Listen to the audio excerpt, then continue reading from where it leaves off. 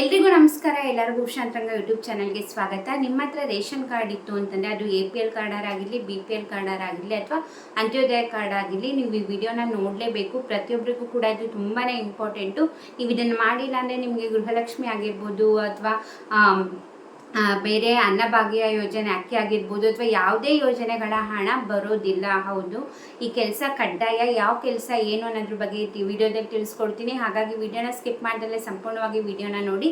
ಯಾರೆಲ್ಲ ಹೊಸಬ್ರು ಚಾನಲ್ ನೋಡ್ತಾ ಇದ್ದೀರಾ, ನನ್ನ ಹೆಸರು ಉಷಾಂತರಂಗ ಯೂಟ್ಯೂಬ್ ಚಾನಲ್ನ ಸಬ್ಸ್ಕ್ರೈಬ್ ಮಾಡಿ, ಹಾಗೆ ಬೆಲ್ ಐಕನ್ನಲ್ಲಿ ಆಲ್ ಅಂತ ಸೆಲೆಕ್ಟ್ ಮಾಡ್ಕೊಳ್ಳಿ. ಅವಾಗ ನಾನು ಯಾವುದೇ ಹೊಸ ವೀಡಿಯೋ ಅಪ್ಲೋಡ್ ಮಾಡಿದಾಗ ನಿಮಗೆ ನೋಟಿಫಿಕೇಶನ್ ಬಂದಿರುತ್ತೆ. ನಿಮ್ಮ ಫ್ರೀ ಟೈಮಲ್ಲಿ ನನ್ನ ವೀಡಿಯೋಸ್ನ ನೋಡ್ಬೋದು. ಹಾಗೆ ನೀವು ನನ್ನ ಇನ್ಸ್ಟಾಗ್ರಾಮ್ ಅಕೌಂಟಲ್ಲೂ ಕೂಡ ಫಾಲೋ ಮಾಡ್ಬೋದು. ಆ ಲಿಂಕ್ ಡಿಸ್ಕ್ರಿಪ್ಷನ್ನಲ್ಲಿ ಇರುತ್ತೆ. ಅಲ್ಲೂ ಕೂಡ cooking videos, mini vlogs, life style videos ಪ್ರತಿಯೊಂದನ್ನು ಕೂಡ ಅಪ್ಡೇಟ್ ಮಾಡ್ತಿರ್ತೀನಿ.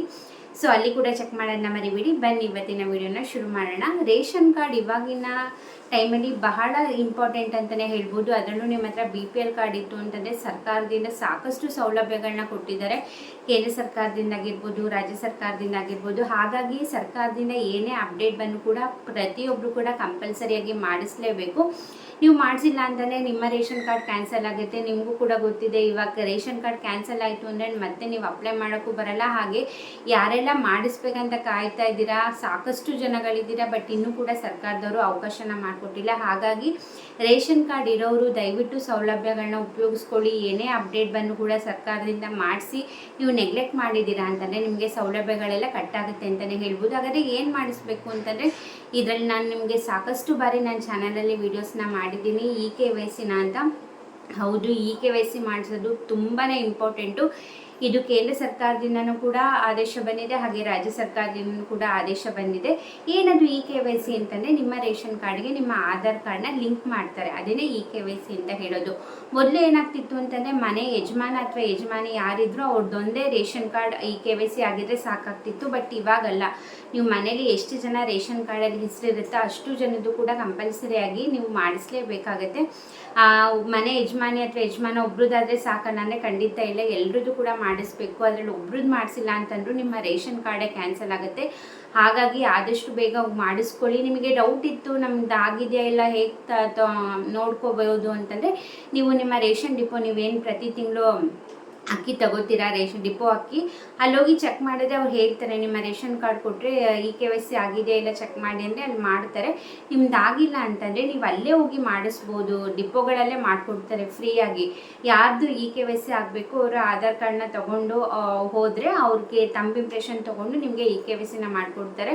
ಹಾಗಾಗಿ ಪ್ರತಿಯೊಬ್ಬರು ಕೂಡ ಮಾಡಿಸಿ. ಇದೇ 31 ಇನ್ನೆರಡೇ ದಿವಸ ಇರೋದು ಲಾಸ್ಟ್ ಡೇಟು. ನೀವು ಮಾಡಿಸಿಲ್ಲ ಅಂದರೆ ಖಂಡಿತ ನಿಮಗೆ ಏಪ್ರಿಲ್ ತಿಂಗಳಲ್ಲಿ ನಿಮ್ಮ ರೇಷನ್ ಕಾರ್ಡ್ ಕ್ಯಾನ್ಸಲ್ ಆಗುತ್ತೆ. ನೀವು ಮತ್ತೆ ಅವಾಗ ಅಪ್ಲೈ ಮಾಡೋಕ್ಕೂ ಕೂಡ ಆಗಲ್ಲ, ಯಾಕಂದರೆ ಪರ್ಮನೆಂಟಾಗಿ ಕ್ಯಾನ್ಸಲ್ ಮಾಡಿಬಿಡ್ತಾರೆ.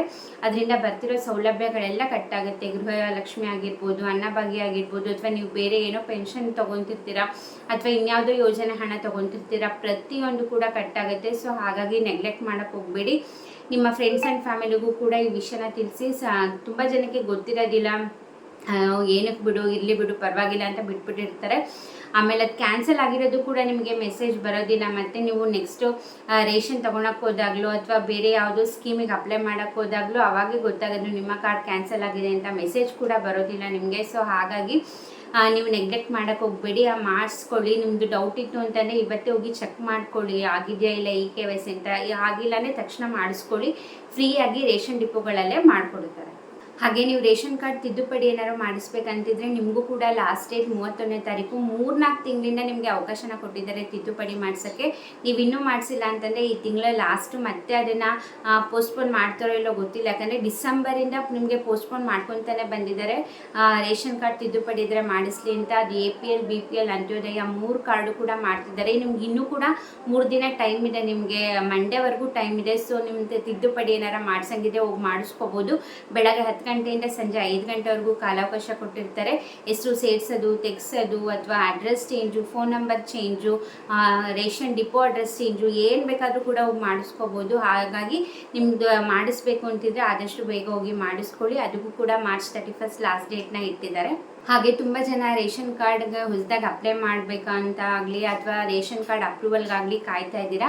ನಿಮಗೆ ಇವಾಗಲೇ ಯಾವುದೇ ರೀತಿ ಅವಕಾಶನ ಮಾಡಿಕೊಡಲ್ಲ. ಯಾಕಂದರೆ ರೇಷನ್ ಕಾರ್ಡ್ ಕ್ಯಾನ್ಸಲೇಷನ್ ಪ್ರೋಸೆಸ್ ನಡೀತಿರೋದ್ರಿಂದ ಅದೆಲ್ಲ ಕಂಪ್ಲೀಟ್ ಆಗೋರ್ಗು ಅಂದರೆ ಅನರ್ಹ BPL ಕಾರ್ಡ್ನ ಫುಲ್ಲು ಕ್ಯಾನ್ಸಲ್ ಮಾಡಿ ಆ ಪ್ರೋಸೆಸ್ ಮುಗಿದ ಮೇಲೆ ಅಪ್ರೂವಲ್ ಆಗಿರ್ಬೋದು ಅಥವಾ ಹೊಸ ರೇಷನ್ ಕಾರ್ಡ್ಗೆ ಅಪ್ಲೈ ಮಾಡೋಕ್ಕಾಗಲಿ ನಿಮಗೆ ಅವಕಾಶನ ಮಾಡಿಕೊಡ್ತಾರೆ. ಈಗ ಸದ್ಯಕ್ಕೆ ಯಾವುದೇ ರೀತಿ ಅಪ್ರೂವಲ್ ಆಗಲಿ ಹೊಸ ರೇಷನ್ ಕಾರ್ಡ್ಗಾಗಲಿ ಅಪ್ಲಿಕೇಶನ್ ಬಿಡೋದಿಲ್ಲ.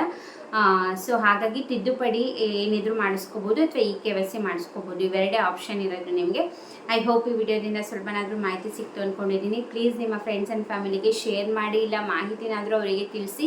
ತುಂಬ ಜನಕ್ಕೆ ಗೊತ್ತಿರೋದಿಲ್ಲ, ಇದು ಇನ್ಫಾರ್ಮೇಷನ್ ಗೊತ್ತೇ ಇರೋದಿಲ್ಲ ತುಂಬ ಜನಕ್ಕೆ. ಹಾಗಾಗಿ ಈ ವಿಷಯನ ತಿಳಿಸಿ. ಹಾಗೆ ಈ ವಿಡಿಯೋ ಲಿಂಕ್ನ ಕೂಡ ಶೇರ್ ಮಾಡಿ. ಹಾಗೆ ಯಾರೆಲ್ಲ ಸಬ್ಸ್ಕ್ರೈಬ್ ಮಾಡ್ದಲ್ಲೇ ನೋಡ್ತಾ ಇದ್ದೀರಾ ಈಗಲೇ ಹೋಗಿ ಚಾನೆಲ್ನ ಸಬ್ಸ್ಕ್ರೈಬ್ ಮಾಡಿ. ಯಾರೆಲ್ಲ ಸಬ್ಸ್ಕ್ರೈಬ್ ಮಾಡ್ಕೊಂಡು ನೋಡ್ತಾ ಇದ್ದೀರಾ ಥ್ಯಾಂಕ್ ಯು ಸೋ ಮಚ್. ಹಾಗೆ ಇನ್ಸ್ಟಾಗ್ರಾಮಲ್ಲಿ ಕೂಡ ಫಾಲೋ ಮಾಡ್ಬೋದು, ಲಿಂಕ್ ಡಿಸ್ಕ್ರಿಪ್ಷನಲ್ಲಿ ಇರುತ್ತೆ. ಇಷ್ಟೊತ್ತು ವಿಡಿಯೋ ನೋಡಿದ್ದಾಗೆ ಥ್ಯಾಂಕ್ ಯು.